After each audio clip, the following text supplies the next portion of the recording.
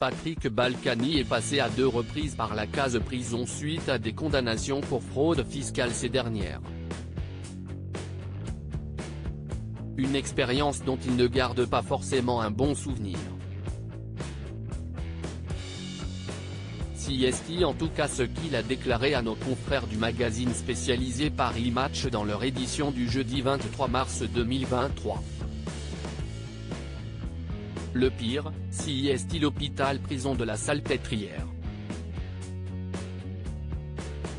Vous ne pouvez pas vous faire votre bouffe, ouvrir la fenêtre, fumer.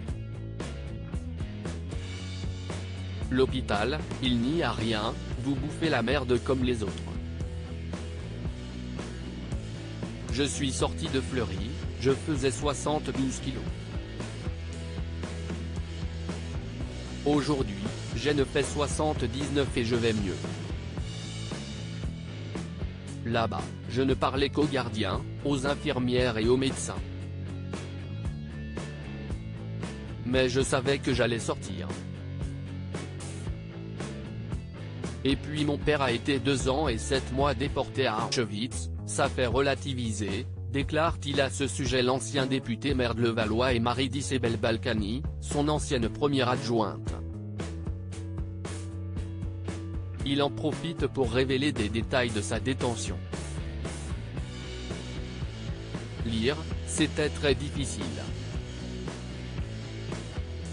Il y a les malades qui hurlent.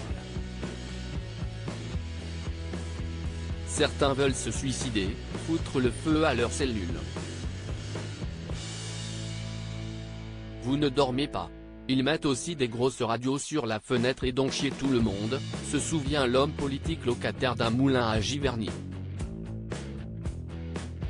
J'ai toujours été à l'isolement.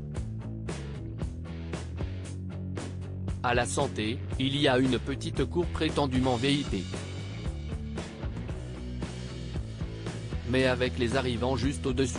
Les gardiens m'ont dit, n'y allez pas, ils ont des smartphones et vous allez avoir votre photo dans tous les journaux, poursuit Patrick Balkany.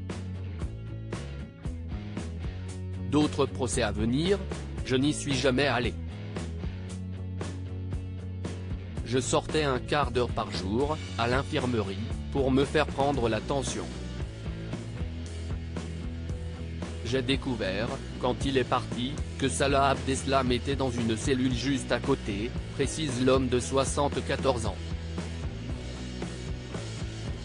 Heureusement pour lui, Patrick Balkany est aujourd'hui sorti de prison.